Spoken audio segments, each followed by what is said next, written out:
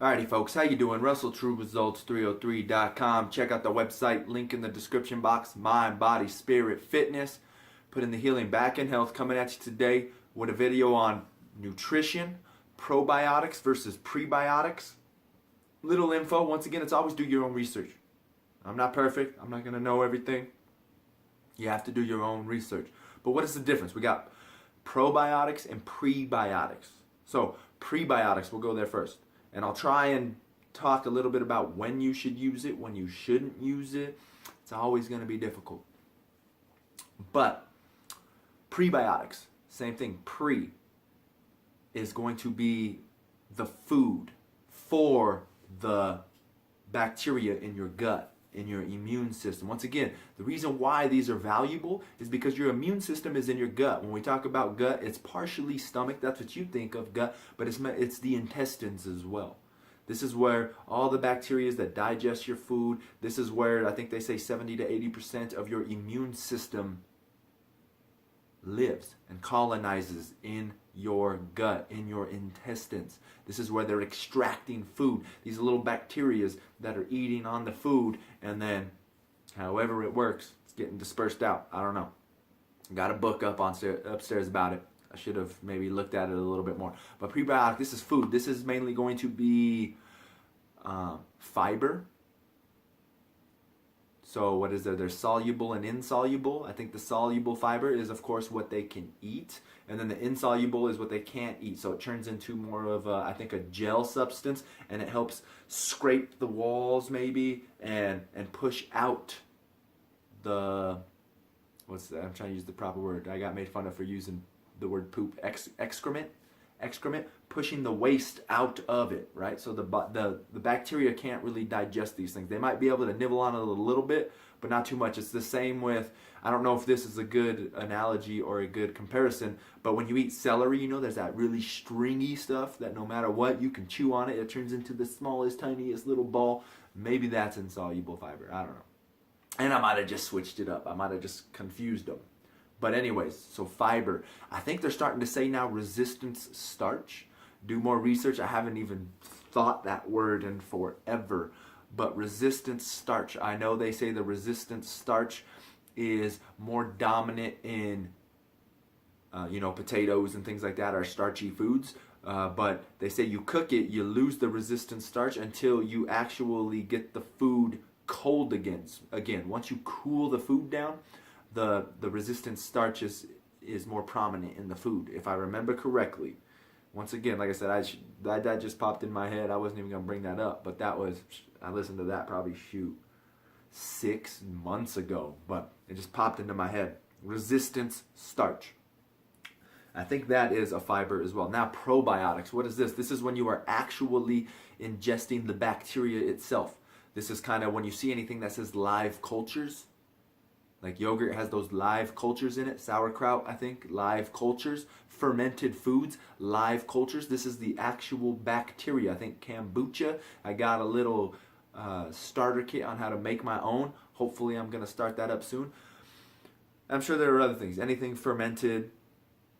Kombucha. I kind of went through that. So these are the actual bacteria themselves. Now, this is going to help repopulate if you have had, diarrhea, if you do a saltwater cleanse, which gives you diarrhea, if you've taken a antibiotic. We got probiotic, antibiotic, pro-life, anti-life, negative life, death of life. When you take an antibiotic, it's going to kill everything. It doesn't just target, it takes it all. Same thing when you do a saltwater cleanse. When you perform a saltwater cleanse, the same thing. It flushes all of it out. So you have to recolonize and repopulate with a probiotic, right? So fiber, that's when you're taking in more vegetables, more fruits, things like that. You're going to be getting the fiber. If you're eating whole foods, you're most likely doing okay and you're getting fiber. You shouldn't need to supplement. But if you come in contact with a probiotic or an antibiotic, which unfortunately is plaguing the poultry industry right now, right? That's what they give the chickens and the turkeys and things like that. They can't, because it's illegal to give them the steroids and the growth hormones. But what they have found out is if they give them just the smallest amount of antibiotics, The chicken grows faster. So now they're feeding them antibiotics.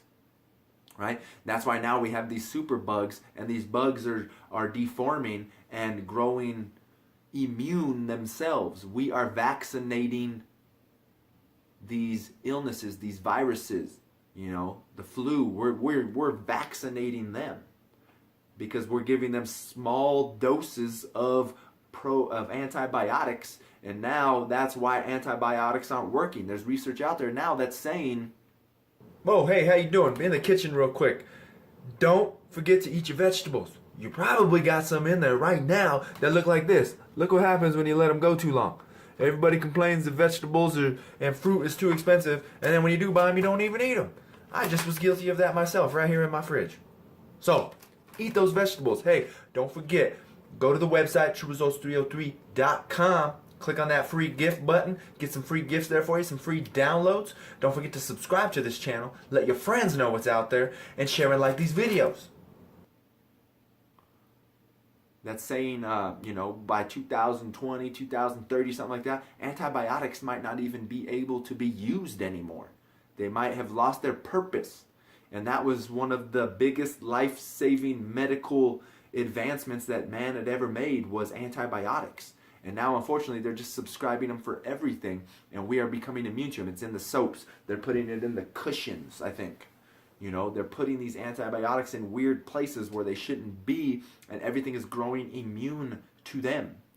That's why, in my opinion, if you're just at home, you're walking around, don't wash your hands. Don't wash your hands. That's why I have a video on playing in the dirt. Get dirty. Get out there and roll around in the grass. Well, actually, probably don't roll around in the grass unless it's your own. Go up in the mountains and roll around. Right? Because if you're here, they're spraying chemicals, weed killer, fertilizers, all this synthetic garbage. You might not want to roll around the grass in your neighborhood park. But go up to the mountains, roll around up there. Or wherever you're at, the beach, roll around over there, wherever you're at.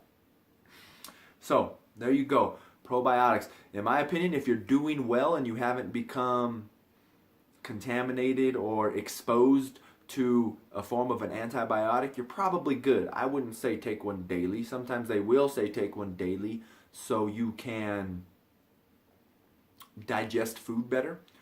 But I think if you've got a well-healthy diet, maybe you could go every other day, once a week, something along those lines, every 2 to 3 days, something along those lines. Especially if you've got a decent diet. If you're adding these things in with the live culture, sauerkraut, fermented foods. If you're not doing fermented foods, sauerkraut, kombucha, it might be a daily thing. You got to do what's best for you. Prebiotics, like I said, if you're eating properly, you shouldn't have to take any of these fiber supplements. But it depends on what you are doing. Right? And when it comes to the prebiotics, these fiber supplements and things like that, they say be careful if you start to include this in your regimen for supplementation, because if you go too far too fast, it's like anything else, you're going to become constipated. You got to slowly ease yourself into using these prebiotics, these fibers, even when it comes to just eating food. If you're at 5 grams a day and you're going to jump up to 30, right? And then if you're only at 5 grams a day, that means you're most likely eating horribly anyways. So your immune system and your probiotic in your body, right? The bacteria, the healthy bacteria in your body is probably not well established. So once you start eating high amounts of fiber, whether it's soluble or insoluble, you don't have the bacteria health to be able to even digest this fiber correctly. So that's why you're going to get backed up. You're going to become constipated. You're going to be, you're going to become gassy because your body isn't prepared to handle it. So ease into these things. So that's pretty long. I'm at 8 minutes. I hope that helps. Subscribe to the channel, share and like these videos.